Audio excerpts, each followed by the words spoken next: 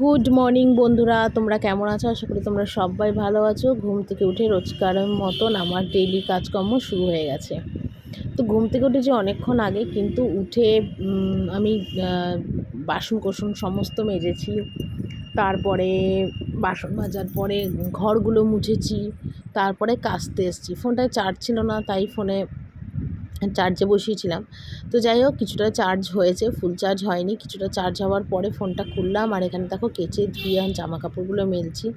প্রচণ্ড ছাদে রোদ উঠেছে, এত রোদ উঠেছে, এত গরম লাগছিলো কি বলবো, কিন্তু ভাবলাম না, ছাদেই মেলি, তাহলে মোটামুটি মানে 2-2:30টার মধ্যে সমস্ত জামা কাপড় শুকিয়ে যাবে। তো সেই জন্যে সমস্ত জামা কাপড় কিন্তু ছাদ দিয়েই মেলে দিচ্ছি। আর কি বলতো, ছাদে এখন না পা রাখা যায় না, একটা হাওয়াই চটি পড়লে তাহলে গিয়ে ভালো হয়, নয়তো পা দিলে না পায়ের তলা পুড়ে যায়, এত ছাদে গরম। তো যাই হোক, এখানে দেখো সমস্ত জামা কাপড় একদম মেলে দিচ্ছি। আর প্রচুর জামা কাপড় ছিল, দুদিন ধরে জামা কাপড় কিছু কাচা ধোয়া করিনি, তার জন্য অনেকটা জামা কাপড়ই বেরিয়ে গেছিলো। তো রোজকার জামা কাপড় রোজ কেচে দিলে না এতটা জামা কাপড় বেরোয় না, তাহলে 8-10টাই বেরোয়। আর যদি দুদিন না কাচি তাহলে প্রায় 20টার মতন জামা প্যান্ট বেরিয়ে যায়। আমি সারাদিনে 2-3বার করে নাইটি চেঞ্জ করি, কারণ রান্নাবান্না করি, সেই নাইটিটা আমি আর পরে থাকতে একদম পারি না। কীরকম মাছের গন্ধ, বা রান্না করলে একটা মশলা ঝাঁঝের কীরকম একটা গন্ধ হয় না, ভালো লাগে না, ঘৃণা লাগে। তো সেই জন্য সেই সময় আমি নাইটিটা না ছেড়ে ফেলি। তারপরে বাসন কোসন মাজি, তখন ছাড়ি, ভিজে যায়, ছেড়ে ফেলি। তো দিনে আমার মোটামুটি 3টে নাইটি তো ছাড়তেই লাগে। তো সেই জন্য জামা কাপড়টাও আমার একটু বেশি বেরোয়। তারপরে ছেলের জামা প্যান্ট আছে, ছেলেও সারাদিনে 2-3বার জামা ছাড়ে, চানের সময়, রাতে শোয়ার আগে ছাড়ে। এগুলো ছোটো থেকেই বাবুর অভ্যাস আর কি। তো যার জন্য আমার ঘরে একটু জামা কাপড়টা বেশিই বেরোয়।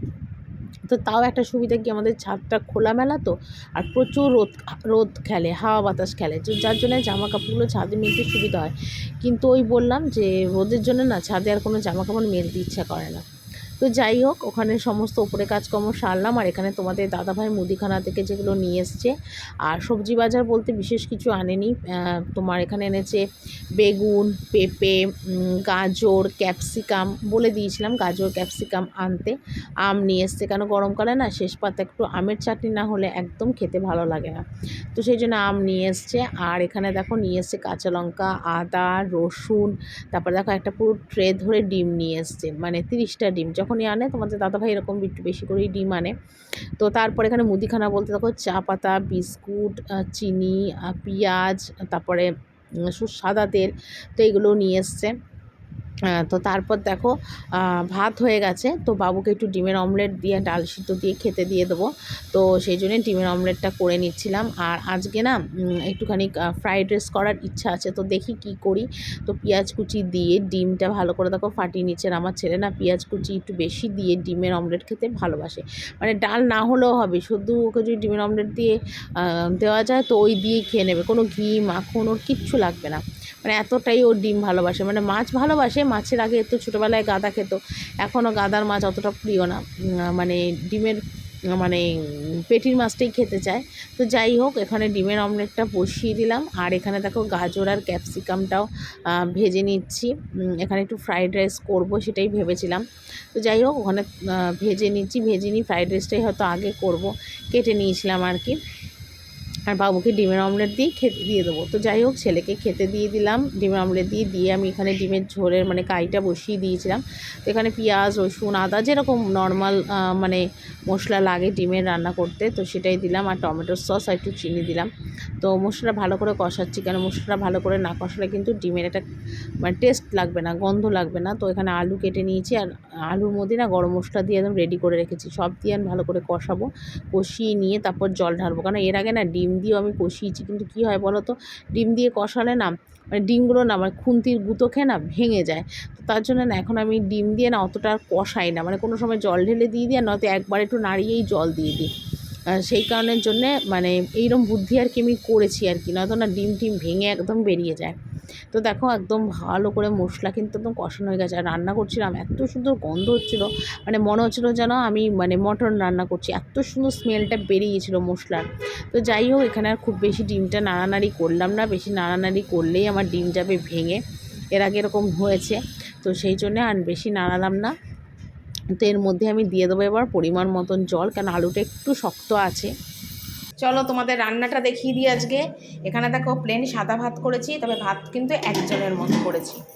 এখানে ডাল সিদ্ধ আছে, একটা পেঁয়াজ কাটা আছে, আচ্ছা এখানে ডিমের ঝোল সব আলাদা আলাদা করে সবার বাড়া আছে, আর এখানে পেঁপে আলুর তরকারি, মাছের কালিয়া, এটা কিন্তু নিরামিষ আমার শাশুড়ির জন্য, পেঁপে আর মাছটা।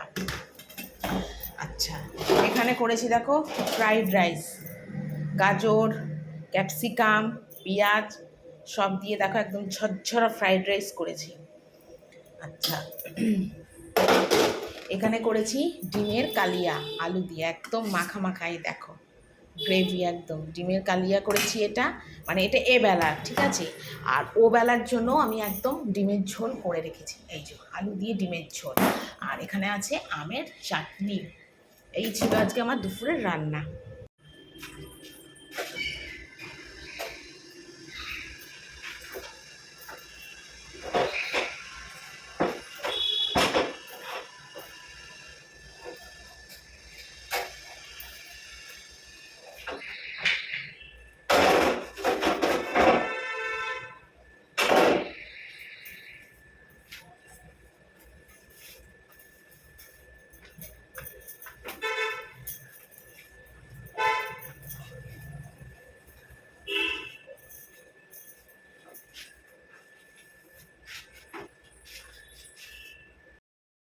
তো ওদিকে আমি জামা কাপড়টা ছাড়লাম, কেননা একদম গরমে ঘামে আমি ভিজে গেছিলাম, তো সেই জন্য হাত পা ধুয়ে নাইটিটা চেঞ্জ করলাম।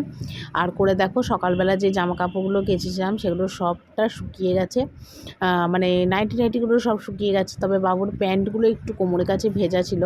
তো এখন ঘড়িতে মোটামুটি 2:30 পৌনে 3টের মধ্যে বাজে, কিন্তু আমি ছাদে চলে এসেছি, কারণ এত মেঘলা করেছে আজকে আকাশ, মানে তোমাদের বলার মতো না, প্রচণ্ড মেঘলা আকাশ করেছে, মনে হচ্ছে যেন এক্ষুনি বৃষ্টি নামবে। তো সমস্ত জামা কাপড় যাবে আমার ভিজে, সেই জন্য আবার তুলতে এলাম, তুলে নিয়ে আর বারান্দাতে কটা মেলে দেবো, কারণ প্যান্টগুলো না ভিজা আছে সেগুলো, তারপরে এগুলো নিচে নেবো, এগুলো ভাঁজ করব। তো ওই একটার পর একটা তো কাজ আমার থেকেই যায়, কাজের আমার কোনো শেষ নেই। সেই সকাল 8টা থেকে ডিউটি শুরু করেছি, এই ডিউটি বোধহয় রাত অবধি আমার চলবে। আর সত্যি হাউসওয়াইফদের মানে এই কাজগুলোই একটা সংসারের বিশাল বড় কাজ যাকে বলে।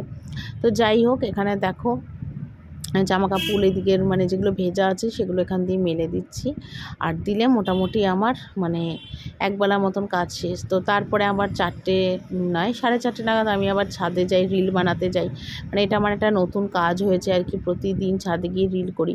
তোমরা হয়তো ভাববে ঘরে করলেও হয়, কিন্তু ঘরে করি না, তার একটাই কারণ কী বলতো, ঘরে না মানে ভিউটা খুব সুন্দর একটা আসে না, ছাদে না মানে ভিডিও করলে তার ভিউটা খুব সুন্দর আসে, তো সেই জন্য ছাদেতেই আর কি বানাই। আর এখানে দেখো অনেক জামা কাপড় যেগুলো ছাদ থেকে তুলে আনলাম সেগুলোকে এখন তো ভাঁজ করে নিচ্ছি। তারপরে বাবু গেছে স্নান করতে, কেন বাবু স্নান করে এলে তারপর আমি আবার ছাদে যাব। আর মানে এইটা আমার এখন একটা রোজকার রুটিনের মধ্যে পড়ে গেছে, মানে যেটাই বলো মানে মানে কি বলবো, এটা আমার মনে হচ্ছে সকাল থেকে উঠলেই আমার চিন্তা হয় যে বিকেলবেলা আমার আবার ভিডিও করার ব্যাপার আছে, সেই চিন্তাটা মাথার মধ্যে থাকে আর কি। মানে এটা একটা মানে রোজকার কাজের মধ্যে আমার পড়ে গেছে, যেমন মানুষ জব করে সেই জবের মতন আমার একটা কাজ হয়ে গেছে। তো বিছনায় বসে আর মানে জামা কাপড়গুলো ভাঁজ করলাম না, তোমার মেঝেতে বসেই জামা কাপড়গুলো ভাঁজ করলাম, কারণ আমার মেঝে তো রোজ মোছাই থাকে। তো দেখো এইমাত্র সন্ধ্যাবেলায় রিল ফিল করে নিচে নামলাম, আর এই দেখো আজকে আবার এইটা পরে রিল বানিয়েছি, গেঞ্জি আর এই লং স্কার্টটা পরে।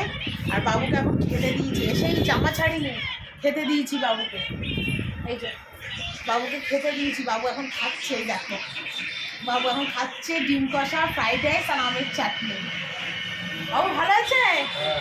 ওই যে বাবু খাচ্ছে, আর আমি এতক্ষণ ভিডিও করলাম, ফোনটা এবার চার্জে বসাবো, ফোনে আমার চার্জও নেই।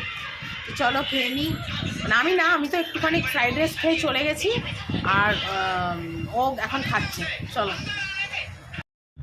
তো দেখো আমিও এখন একটু খেতে বসেছি, প্রচণ্ড আমার খিদে পেয়েছিল, মানে খিদে পেয়েছিল, আমি খেতে বসেছি। তবে এটা কিন্তু আবার রাত্রিবেলার ভিডিও, কারণ সন্ধে অবধি ভিডিও করার পর আমি কিন্তু আর কোনো ভিডিও করতে পারিনি, তো সেই জন্যে মানে ফোনটাও চার্জেও বসিয়েছিলাম, শরীরটাও ভালো লাগছিলো না, তো একদম রাত্রিবেলায় ভিডিও দিয়েই আজকের ব্লগটা এখানে শেষ করলাম। আশা করি ভালো লাগবে। Tata, good night.